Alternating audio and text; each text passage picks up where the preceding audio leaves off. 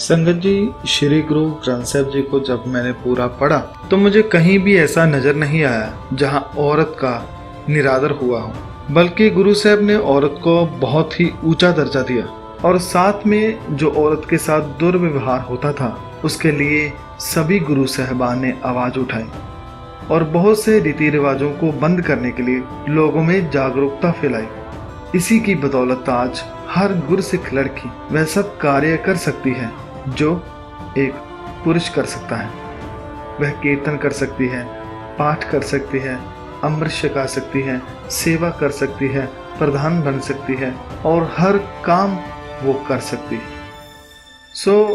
संगत जी, हमारी जो आज की वीडियो है वो है औरतों के बारे में गुरबानी में क्या लिखा है उसके बारे में। आओ सब मिलकर उसके बारे में हम समझेंगे, जानेंगे कि गुरु साहब औरतों के बारे में क्या लिखते हैं गुरबानी के अंदर। संगत जी, सबसे पहली बात जो गुरु साहब फरमाते हैं कि मर्द हो या औरत दोनों ही बराबर हैं, क्योंकि दोनों में परमात्मा की ज्योति है, दोनों ही उसकी अंश हैं। कोई बड़ा या छोटा नहीं, बल्कि दोनों इक्वल हैं। गुरु साहब फरमाते हैं कि नारी पुरुष सबाई लोए, अर्थात कि चाहे नारी हो या पुरुष, सभी में उस परमात्मा का ही प्रकाश है, उसकी नजरों में सब बराबर हैं। हमें भी गुरु साहब की इस शिक्षा से सीख लेनी चाहिए और औरत को बराबरी का हक देना चाहिए। उसके बाद बात करते हैं कुछ ऐसे रीति रिवाज जिसमें औरत को नीचा दिखाया गया, औरत को अपवित्र समझा गया। जैसे कि जब औरत को महामारी आती है तो कुछ लोग औरतों को धार्मिक स्थान पर जाने से रोकते हैं, कहते हैं कि ये तो अपवित्र है। तो इसके बारे में गुरु साहब बहुत ही खुलकर बताते हैं कि औरत को महामारी आना एक कुदरती नियम है जो सब औरतों को आता है। गुरु साहब फरमाते हैं कि ज्यों जोरू सिरनामनी आवे वारों वार। महामारी को पंजाबी में सिरनामनी भी कहते हैं। गुरु साहब फरमाते हैं कि ये तो कुदरती है, हर औरत पर आती है और आवे वारों वार, और ये बार बार आती है, यानी हर महीने आती है। इससे औरत की अपवित्रता का क्या लेना देना, यह तो उस मालिक के हुक्म में है। और गुरु जी धार्मिक लोगों को समझाते हैं कि असल में अपवित्रता उसके इस कुदरती नियम में नहीं, बल्कि अपवित्रता आप सबकी सोच में है। आप लोग कहते हैं कि औरत उस वक्त धार्मिक स्थान पर आए जब उसे महामारी बंद हो जाए, नहा धोकर सुचमता से यानी खुद को पवित्र करके धार्मिक स्थान पर आए। मगर गुरु साहब फरमाते हैं कि सूचे एह न आखियां बहन जे पिंडा तोए। गुरु साहब फरमाते हैं कि स्नान करना केवल सफाई का प्रतीक है, पवित्रता का नहीं। और तुम कहते हो स्नान करने से इंसान पवित्र हो जाता है, जो कि गलत है। तो पवित्रता क्या है? गुरु साहब अगली ही पंक्ति में उसके बारे में फरमाते हैं कि सूचे से नानका जिन मन वस्या सोए। असल में पवित्र वो हैं जिसके मन में परमात्मा बसता है, जिसने उस रब को जान लिया है, वही है पवित्र। पानी से स्नान करने से कोई पवित्र नहीं होता। अगर ऐसा होता तो मेंढक सबसे ज्यादा पवित्र होता। नहाना स्नान करना केवल हमारी सफाई का प्रतीक है, हमें साफ रहना चाहिए, मगर पवित्र रहना हमारे विचारों पर निर्भर करता है। हम अपने विचारों को परमात्मा के नाम का स्नान करवाते हैं या नहीं, इस पर हमारी पवित्रता टिकी हुई है। इसलिए औरत को बिना वजह अपवित्र कहना बंद करें। महामारी आना कुदरती नियम है। अगर उसके दिल में रब का नाम बसा है तो वो हर वक्त पवित्र है, पावन है। एक और रिवाज वो है सूतक का। जब किसी परिवार में बच्चे का जन्म होता है तो उस घर को कुछ दिनों के लिए अपवित्र घोषित कर दिया जाता है। कहते हैं उस परिवार में सूतक लग गया है। सूतक की ये अवधि 10 दिनों की होती है। इन 10 दिनों में घर के परिवार के सदस्य धार्मिक गतिविधियों में भाग नहीं ले सकते। साथ ही में बच्चे को जन्म देने वाली स्त्री के लिए रसोई घर में जाना और दूसरे काम करने पर भी निषेध रहता है। जब तक कि घर में हवन न हो जाए, पूजा पाठ न हो जाए, तब तक। सो पूजा पाठ के बाद ही कुछ लोग कहते हैं कि घर पवित्र होता है। तो गुरु साहब फिर वही बात को जो पिछले हम श्लोक में समझे उसी को दोहराते हैं कि श्लोक महला पहला, जेकर सूतक मनिए सब तय सूतक होए।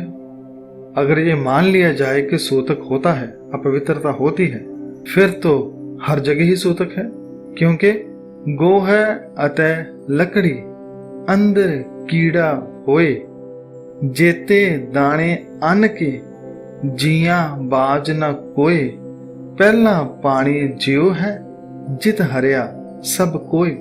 गुरु साहब समझाते हैं कि अगर आप जन्म को या मृत्यु को सूतक पातक में मानते हैं, इसको अपवित्र समझते हैं, तो सारी जिंदगी आपको अपवित्र रहना पड़ेगा। क्यों? क्योंकि जिस लकड़ी को आप खाने के लिए इस्तेमाल करते हैं, जो खाने के लिए आप दाने का इस्तेमाल करते हैं, और जो पानी आप पीते हैं, उन सब के अंदर भी तो जीव जंतु होते हैं। वहां भी तो जन्म और मृत्यु चलती ही रहती है। ये जीवन और मृत्यु केवल इंसानों में ही नहीं, बल्कि हर जीव जंतु, हर लकड़ी के अंदर, हर गोबर के अंदर, हर पानी के अंदर, हर पौधे के अंदर, हर जगह चलता है। अगर आपके हिसाब से चले फिर तो हर वक्त ही सूतक है, हर वक्त ही हर कोई अपवित्र है। याद रखें, ये जन्म, ये मरण उस परमात्मा के हाथ में है, और उसका किया हुआ कभी भी कोई भी चीज अपवित्र नहीं हो सकती।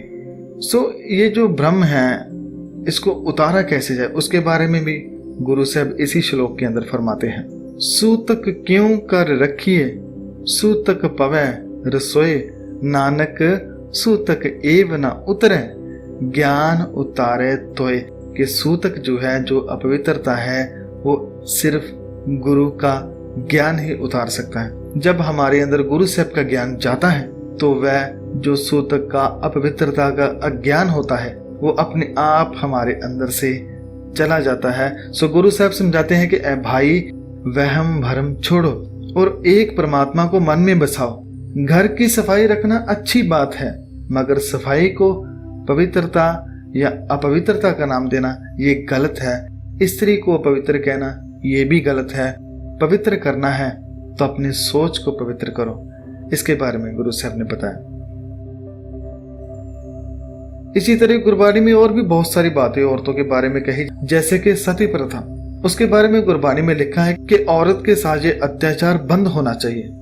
और गुरु साहब साथ ही में समझाते हैं कि सती वो नहीं जो पति के साथ जल जाए।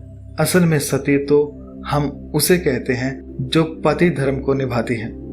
यानी गुरु साहब सती को नए अर्थों में पेश करते हैं कि जो चिता के साथ जल जाए वो सती नहीं, बल्कि जो सत्य के साथ मिल जाए वो सती है।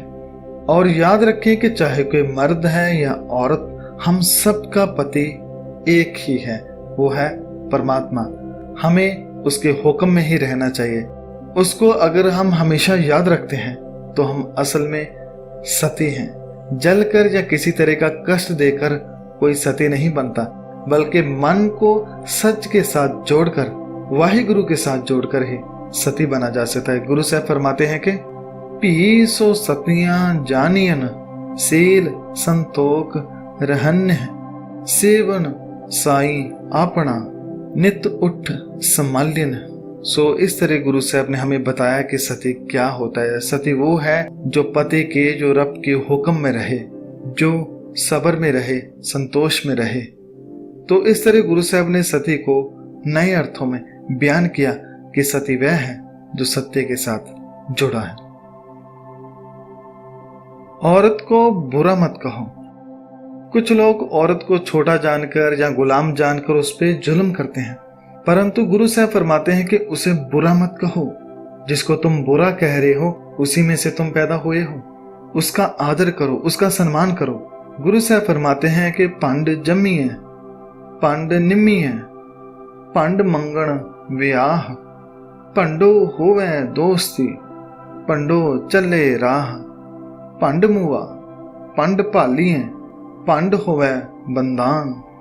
सो क्यों मंदा आखिए जित जम्मै राजान। सो गुरु साहब फरमाते हैं कि औरत के पेट से ही तुम पैदा होते हो, बड़े होते हो, जिससे तुम्हारी दोस्ती होती है वो भी औरत है, बड़े होकर जिससे तुम्हारी शादी होती है वो भी औरत है। मतलब हमारी जिंदगी के सारे कार्य औरत के साथ जुड़े हुए हैं, तो फिर उसे हम बुरा क्यों कहें? गुरु साहब फरमाते हैं कि उसे बिल्कुल भी बुरा नहीं कहना चाहिए, क्योंकि उसने बड़े बड़े राजों, महाराजों और महापुरुषों को जन्म दिया है। इसलिए उसे बुरा कहना या उस पर जुल्म करना ये बिल्कुल ही गलत है। तो गुरु जी ने ऐसे औरत के हक में आवाज उठाई और लोगों को बताया कि औरत का समाज में क्या स्थान है। जब औरत की शादी होती है तो उसका पिता उसे दहेज देता है ताकि उसकी बेटी सुखी रह सके। मगर गुरु साहब गुरबानी में एक बहुत ही प्यारी सीख लिखते हैं कि ऐ मेरे पिता, अगर तुमने मुझे दहेज देना है तो मैं आपको बताती हूं कि आप मुझे कैसा दहेज दें। गुरु साहब गुरबानी में लिखते हैं कि हर प्रभ मेरे बाबुला, हर देव दान में दाजो, कि ऐ मेरे पिता मुझे ऐसा दहेज दो। कैसा? हर कपड़ो हर शोभा देवो, जित संवरें मेरा काजो, कि ऐ मेरे पिता मुझे हरि नाम का कपड़ा दो, यानी मुझे परमात्मा के ऐसे गुण दो जो मेरी हर वक्त इज्जत बनाकर रखे, और मुझे रब का नाम दो जिसे मैं पहन सकूं और विवाह में अच्छी लग सकूं। सो गुरु से फरमाते हैं कि ऐ पिता मुझे ऐसी शिक्षा दो जिससे मैं रब से जुड़ी रहूं और मुझ में प्रेम, दया, सेवा, निम्रता आदि गुण भरे रहें।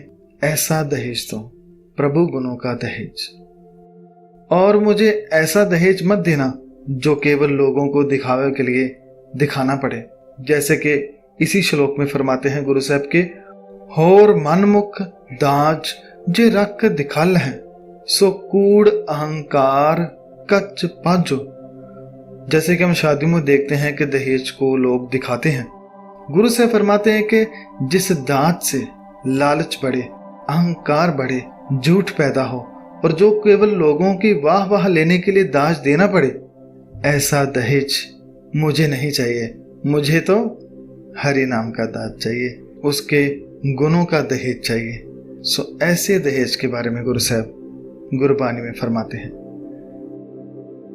इसी तरह जब औरत की शादी यानी आनंद कार्य होता है तो गुरु साहब फरमाते हैं कि एक पति पत्नी के लिए अच्छी सूरतें या हैसियत होना जरूरी नहीं, जरूरी है आपके ख्याल मिलते होने चाहिए, आपकी सोच मिलती होनी चाहिए। गुरु साहब फरमाते हैं कि तन पिर एह ना आखियन बहन इकट्ठे होए, एक जोत दोय मूर्ति तन पिर कहिए सोए, कि असल में वही पति पत्नी हैं जो देखने में उनके शरीर तो दो नजर आते हैं मगर उनकी आत्मा, उनकी सोच, उनके ख्याल एक हैं। उसे ही पति पत्नी कहा जा सकता है। कुछ धार्मिक जहाँ ज्योतिषी आदि लोग शादियों के नाम पर दक्षिणा वगैरह लेते हैं। गुरु साहब उनके बारे में फरमाते हैं कि साई पुत्री जजमान की सब तेरी एत धान खाद तेरा जन्म गया, अर्थात कि ऐ भाई जजमान की बेटी भी तो तुम्हारी बेटी जैसी ही है, फिर उसकी शादी पर पैसा क्यों खाते हो? ऐ भाई तुम्हारे इसी लालच ने तुम्हारे जन्म को और तुम्हारी आत्मा को बर्बाद कर दिया है। तुम और बुरे विचारों की खाई में गिरते चले जा रहे हो। इसलिए लालच को छोड़ो और सब बच्चियों को अपनी बेटी जानो, सबसे एक सा प्रेम और सत्कार करो ताकि परमात्मा की नजरों में हम परवान हो सकें। भ्रूण हत्या करना यानी किसी बेटी का कत्ल करना, यह सबसे बड़ा गुनाह है। इसके बारे में आज हम बहुत आवाज उठाते हैं। इसके बारे में गुरबानी फरमाती है कि ब्राह्मण कैली कात कंजिका अणचारी का तान, घात यानी वध करना, मारना। कंजिका का अर्थ है छोटी बच्ची औरत को मारना, ये महापाप है।